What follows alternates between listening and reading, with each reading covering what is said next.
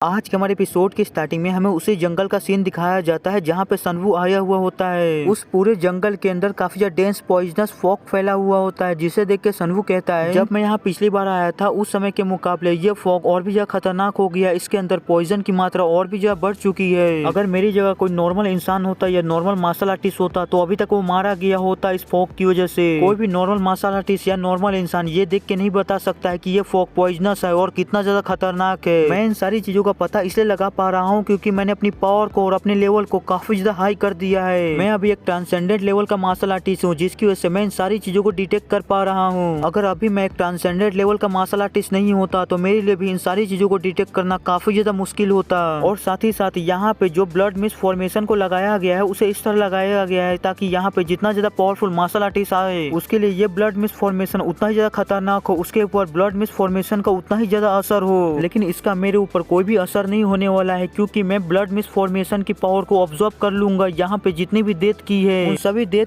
की पॉइजनस की को ऑब्जॉर्व कर लूंगा। यही कहने के साथ सनवू अपने चारों तरफ की डेथ की पॉइजनस की को ऑब्जॉर्व करना चालू कर देता है, जिसकी वजह से सनवू के आजू बाजू जितनी भी पॉइजनस डेथ की है वो सभी सनवू के अंदर ऑब्जॉर्व होने लगती है और वहाँ से गायब होने लगती है। ये देखकर सनवू और भी ज्यादा जंगल के अंदर जाने लगता है और जाते हुए सोच रहा होता है मैंने अभी तक जितनी भी अपनी इनर की को इकट्ठा किया था वो इतनी सारी फाइट करने के बाद एग्जॉस्ट हो चुकी है, खत्म हो चुकी है। क्योंकि मैं जितने भी अनडेड को समन करता हूँ उन सभी को समन करने के लिए मेरे को काफी ज्यादा की का यूज करना पड़ता है और जैसे जैसे मेरी अनडेड की आर्मी बढ़ती जा रही है मुझे की के उतना ही ज्यादा यूज करना पड़ रहा है। और एक नेक्रोमेंसर के लिए सबसे बड़ी उसकी पावर होती है उसकी स्केलेटन आर्मी। मेरी जितनी बड़ी स्केलेटन आर्मी होगी मैं उतना ही ज्यादा पावरफुल होऊंगा और मुझे मेरी स्केलेटन आर्मी को बढ़ाने के लिए मुझे अपनी की को बढ़ाना होगा, मुझे अपनी की को और भी ज्यादा ताकतवर करना होगा ताकि मैं और भी ज्यादा स्केलेटन को समन करने में कैपेबल हो पाऊँ। और मुझे किसी भी कीमत पे जितनी जल्दी हो सके पावरफुल बनना होगा क्योंकि ऐसे काफी सारे फैक्शन है जो आज नहीं तो कल मेरे क्लैन के ऊपर अटैक करेंगे, जैसे कि रॉक क्लैन, माउंट हुआ शेख और वुलेंग ग्रुप। ये तीनों ही ऐसे हैं जो आज नहीं तो कल जरूर मेरे क्लैन के ऊपर अटैक करेंगे। ये तीनों ही लोग हमारे क्लैन के ऊपर अटैक करे उससे पहले मुझे इतना ज्यादा पावरफुल बनना होगा ताकि मैं अपने क्लैन को और अपने क्लैन के लोगों को प्रोटेक्ट कर पाऊँ, बचा पाऊँ। सनवू ये सब कह ही रहा होता है कि तभी उसका ध्यान सामने खड़े एक स्केलेटन के ऊपर जाता है जिसके अंदर से काफी ज्यादा डार्क ऑरा निकल रहा होता है। ये नोटिस करते सनवू जल्दी से उस स्केलेटन की तरफ देखता है। सनवू जैसे उस स्केलेटन की तरफ देखता है तो वो देखता है कि वो स्केलेटन एक गोल्ड रैंक का अनडेड होता है। ये देख के सनवू सोचता है मुझे लगता है कि ये अनडेड ब्लड मिस्ट वैली का सबसे हाईएस्ट रैंक का अनडेड होगा। मुझे लगा था कि यहाँ पे और भी ज्यादा पावरफुल अनडेड होंगे लेकिन मुझे लगता है कि इससे ज्यादा कोई भी पावरफुल अनडेड नहीं होगा, मुझे इसी की पावर को ऑब्जॉर्व करना होगा। यही कहने के साथ सनवू अपनी डेथ के एक्सट्रैक्शन स्किल का यूज करता है उस अनडेड के ऊपर, लेकिन उस अनडेड के ऊपर सनवू की स्किल का कोई भी असर नहीं होता है। तभी सनवू के पास सिस्टम का एक नोटिफिकेशन आता है जहाँ सिस्टम उसे बताता है अगर सनवू को इस अनडेड से बात करनी है तो सनवू को पहले इस अनडेड के ऊपर से ब्लड मिस्ट वैली के फॉर्मेशन को हटाना होगा, उसके बाद ही सनवू अनडेड से बात कर पाएगा। ये देखकर सनवू कहता अगर ऐसा है तो चलो मैं अपनी फॉर्मेशन डिस्ट्रक्शन स्किल का इस्तेमाल करूंगा।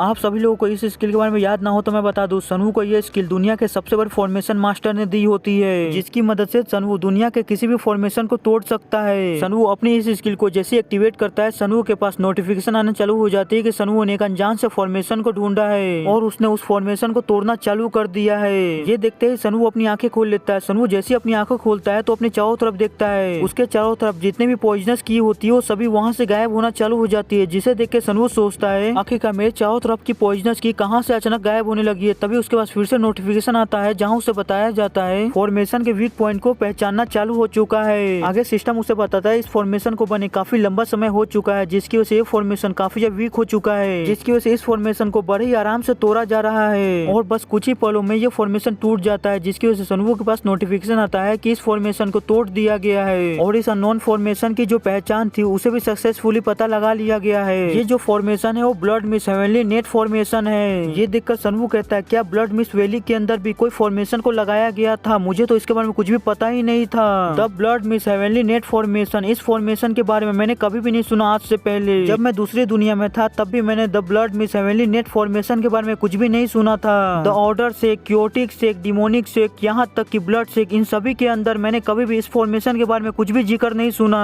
अगर मैं इस मिस्टीरियस फॉर्मेशन को तोड़ने में कामयाब हो गया तो इसका मतलब तो यही होगा कि मैं अपनी इस स्किल के साथ किसी भी फॉर्मेशन को तोड़ सकता हूँ। इस दुनिया में जितनी भी फॉर्मेशन है उन सारी फॉर्मेशन को तोड़ सकता हूँ, जैसा कि दुनिया के सबसे बड़े फॉर्मेशन मास्टर मैंग सेन जान ने मुझसे कहा था। सनवू ये सब कह रहा होता है कि तभी सनवू के पास सिस्टम की तरफ से नोटिफिकेशन आता है जहाँ उसे बताया जाता है सनवू ने फॉर्मेशन डिस्ट्रक्शन के एक हिडन इफेक्ट को एक्टिवेट कर लिया है, जिसकी वजह से सनवू सनवू को एक एडिशनल इफेक्ट मिलता है जिसका नाम होता है फॉर्मेशन रिकंस्ट्रक्शन, और ब्लड में हेवनली नेट फॉर्मेशन जो है उसे रिकंस्ट्रक्शन फॉर्मेशन में ऐड कर लिया गया है। ये सब देखने के बाद सनवू सरप्राइज होते हुए कहता है ये फॉर्मेशन डिस्ट्रक्शन स्किल क्या फॉर्मेशन को सिर्फ नहीं तोड़ती है बल्कि और भी कुछ करती है। मुझे तो लगा था ये फॉर्मेशन डिस्ट्रक्शन स्किल सिर्फ फॉर्मेशन को तोड़ती है, मुझे लगा नहीं था कि ये फॉर्मेशन को बनाती भी है। यही कहकर सनवू उस स्किल की इन्फॉर्मेशन को देखता है जहाँ उसे बताया जाता है फॉर्मेशन डिस्ट्रक्शन स्किल इसका ग्रेड डबल एस रैंक का है और सनवू इस स्किल की मदद से किसी भी फॉर्मेशन को हटा सकता है। जैसा कि आप सभी लोगों को पता ही है, इसका एडिशनल इफेक्ट ये होता है सनवू किसी भी डिस्ट्रॉय फॉर्मेशन को अपनी फॉर्मेशन रिकंस्ट्रक्शन में ऐड करके उसे रिस्टोर करके उसे इस्तेमाल कर सकता है। ये देखने के बाद सनवू कहता है क्या बात है, मैं सिर्फ फॉर्मेशन को डिस्ट्रॉय ही नहीं कर सकता बल्कि डिस्ट्रॉय फॉर्मेशन को इस्तेमाल भी कर सकता हूँ। ये तो सच में मेरे लिए काफी ज्यादा अच्छा हो गया। चलो अब मुझे एक बार इस फॉर्मेशन के ऊपर भी नजर डाल लेनी चाहिए। और यहीं पे हमारा कहानी सुनाने वाला आता है जो हमें ब्लड में हेवनली नेट फॉर्मेशन के बारे में बताता है। 200 साल पहले मुरीम यूनियन ने 3 सबसे पावरफुल फॉर्मेशन को मर्ज करके एक बहुत ही ज्यादा पावरफुल फॉर्मेशन बनाया था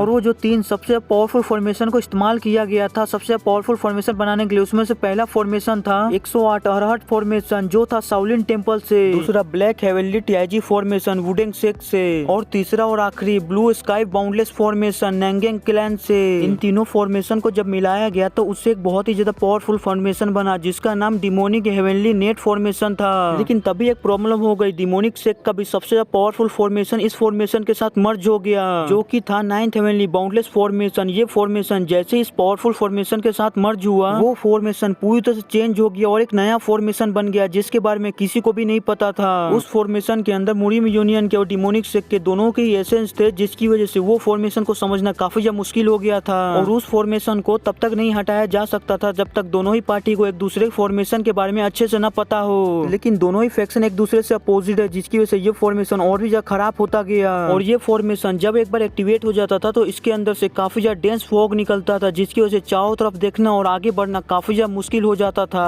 साथ ही साथ इस फॉग के अंदर काफी ज्यादा खतरनाक पॉइजन भी था जो जितना ज्यादा पावरफुल मार्शल आर्टिस्ट होता था उसके ऊपर उतना ही ज्यादा असर करता था। ये सब देख के सनवू कहता है इस फॉर्मेशन के अंदर जिसके अंदर शाओलिन वुडेंग नैंगिंग और डिमोनिक सेक्ट तीनों के ही सबसे पावरफुल फॉर्मेशन थे जो कि इनके टॉप सीक्रेट फॉर्मेशन भी थे जिसकी वजह से इस फॉर्मेशन के बारे में ज्यादा किसी को नहीं पता था और अब इस दुनिया में कोई सिंगल इंसान भी नहीं होगा जिन्हें इन सभी फॉर्मेशन के बारे में पता हो। तो इसका मतलब अगर मैंने इस फॉर्मेशन को पा लिया ऑब्टेन कर लिया तो मेरे पास एक ऐसा फॉर्मेशन होगा जिसके अंदर इस दुनिया के 4 सबसे पावरफुल फैक्शन के पावर होगी एसेंस होगी। लेकिन मुझे इतनी जल्दी इतना ज्यादा खुश होने की जरूरत नहीं है क्योंकि अभी तक मैंने बस इस फॉर्मेशन की पहचान का पता लगाया है, इसे पूरी तरह से हटाया नहीं है। पहले मुझे इस फॉर्मेशन को पूरी तरह से हटाना होगा। यही कहने के साथ सनवू अपनी पावर का इस्तेमाल करता है और ब्लड में हेवनली नेट फॉर्मेशन के कोर का पता लगाने लगता है। वो जैसे उस कोर का पता लगाने लगता है उसे एक तरफ से काफी ज्यादा एनर्जी आती हुई दिखती है जिसे देखते ही सनवू उस एनर्जी का पीछा करने लगता है और उस एनर्जी के पीछे जाने लगता है ताकि उस एनर्जी के सोर्स को ढूंढ सके और बस कुछ ही समय में सनवू उस एनर्जी के सोर्स तक पहुंच जाता है जो एक बहुत ही बड़ा गड्ढा होता है जिसे देख के सनवू उस गड्ढे के पास जाता है और उस गड्ढे को देखते ही कहता है कि फाइनली मैं अपनी फाइनल डेस्टिनेशन में पहुंच ही गया।